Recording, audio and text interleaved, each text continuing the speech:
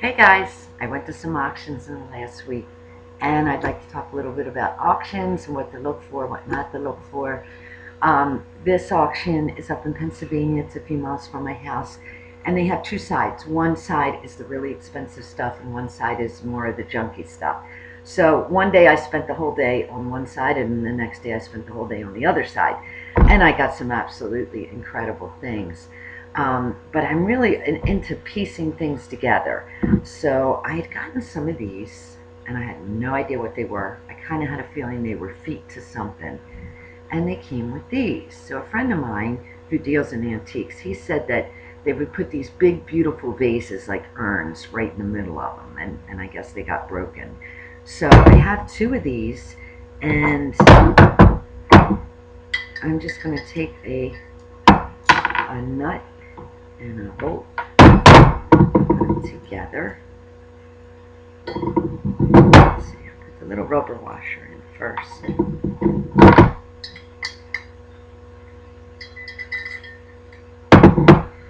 And this is so simple.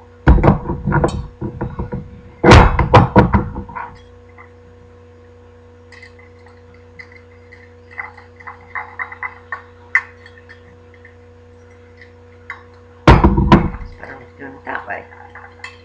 These are just beautiful. They're very Roman looking, aren't they?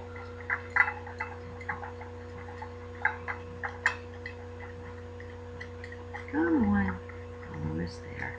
Okay, so what I'm thinking is I'd really like to incorporate that other brass piece in with it. So this is still a little wobbly. I'd have to work on it just a little bit more. But what I was thinking is big side down like that. And then this is just a milk glass base. And this kind of base makes a beautiful arrangement. It's like that flared look. So I thought that that was really, really pretty. And because this is hobnail, I didn't buy this because it was hobnail. I just bought it because it was cool. The lady had all these mason jars that were filled with buttons and marbles. And at first I thought they were antique marbles. But I don't think they are because none of the buttons were antique buttons. They were just like cheap craft buttons. But these marbles are all the same and they're black and green. So I thought it would be really cool to mosaic these between all the little hobnails. Or just you could even do just the edge of them. But I think I'm going to do the whole thing in it. I think that would just be awesome. Another really neat idea is this jar, which is so cool. I was thinking of attaching that. And they do make an adhesive for glass and metal. And I was thinking of mosaicing the whole entire thing, doing my little marbles up here. And then when I'm done, attach this to the top.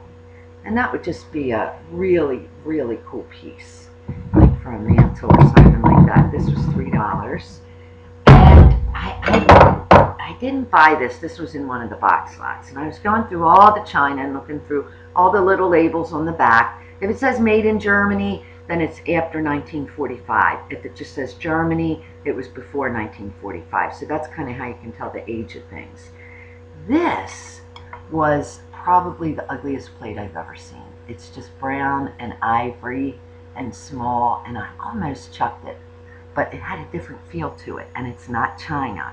And the cool thing was, it had a little wire plate holder on the back. And I thought, somebody loved this ugly plate enough to stick on their wall, and it had to be special. So I looked it up, and if you look online, even under replacements, this little label was on there, and this plate is like 112 years old, and it's from a company in Poland, and it's actually pottery. It's actually Poland pottery. So I didn't see a price on it, but I know just from what I read that it's really, really, really worth something. So again, what keyed me off was the little plate rack on it. This is another great find whenever you see this kind of glass. And if you can get this for $2 or $3, it's probably worth $35, $40, maybe even $60. So that was kind of neat. And in one of the box lots, when you bid on the box lots, that's just a big box of whatever, junk or whatever. Like let's say you bid $3, you win the bid. You can take as many boxes as you want for $3, which is cool. One of them was filled with jewelry and Zippo lighters and old tie tacks and Really, really neat stuff. I went directly to the pawn shop with that box. And this was in there, a bunch of these. This is just really cheap glass. It's not crystal. This is crystal. And the way you can tell is by looking at the beautiful little knobs on the bottom, the little balls. So there was a whole set of 8 of these in there, and that was really neat. And then I found these pewter bowls, 2 of them. This is the smaller of the 2. And what I use these for is for fire pits, and I'll show you. And when I say fire pits, I mean tabletop fire pits. So this is a tabletop fire pit that you could put right on your deck, you could put it right on your patio, and as you can see, this bowl fits perfect inside of it. And what you do is, I have to put this down 1 second, you buy sternos. And sternos, if you don't know what they are, they're the little tiny things that caterers use to keep food warm in the big chafing dishes. And you can get small ones. They sell them 3 in a pack, or you can get the bigger ones. I like the smaller ones, but the smaller ones don't last too long. The big ones last 6 hours, and these last, I don't know, I think like 2 hours.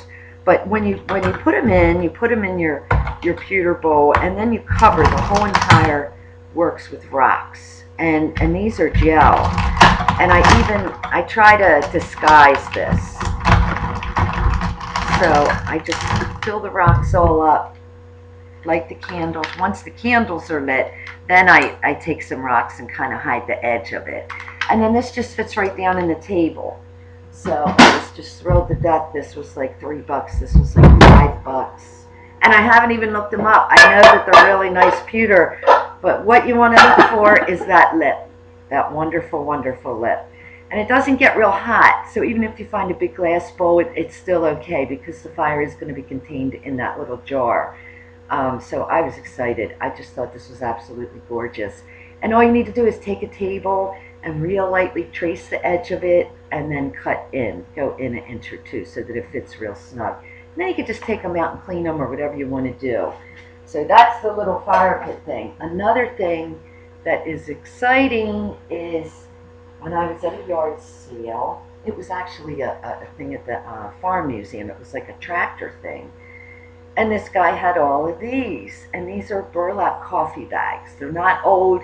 He said that they all come with green coffee. And the guy like owned a coffee shop, so he gets them all the time. And they were 6 of them for $5. So I bought 6 of them. I should have bought 60 of them. I don't know if you could see that one, but it has a really cool design on it. And if you look in all the magazines right now, the big thing is burlap. Burlap pillows, burlap neckties, everything is burlap. So yesterday I did a project in my house with one of these burlap bags. So when we're finished, I will post pictures of step by step what I did. And it's the coolest. It's just really, really neat. So that's the burlap, and a friend of mine brought me some jute. And I mean, she had a ton of it. This whole thing is jute. So this is real popular too, and it goes really well with the burlap. And I used it in my project, but just tying it around chair seats before you cover them, around the little rungs, or it's just a million uses. I'll never use all this, but it is great to have it. So that's everything that I bought. And we're going to start doing a mosaic. And I did go ahead and buy the grout, and I did go ahead and buy I don't have my glasses on, the mastic. And I know it's backwards and you can't see it. This stuff, it comes in a powder and you have to mix it. This stuff is already pre-mixed. This is your first step, this is your second step. And this is called power grout, and the reason is because you can leave it outside. So if you want to do a really neat little patio table, an ice cream table, whatever, even planters, this can hold up through the elements, through the weather. And sometimes even if it gets a little mossy looking, that ages it and makes it look really cool. So I love this product, and it was more. It was like $12, so it was about $4 or $5 more than the regular grout. So the other thing you're going to need are towel nippers and gloves if you want to wear gloves. I never wear gloves, but a lot of people do. So we're going to get busy. We're going to do mosaics, and we're going to have a class on mosaics. And by the time the class rolls around, we're going to have all these other projects done that I will show you later. So thanks again for watching, and we'll see you very soon.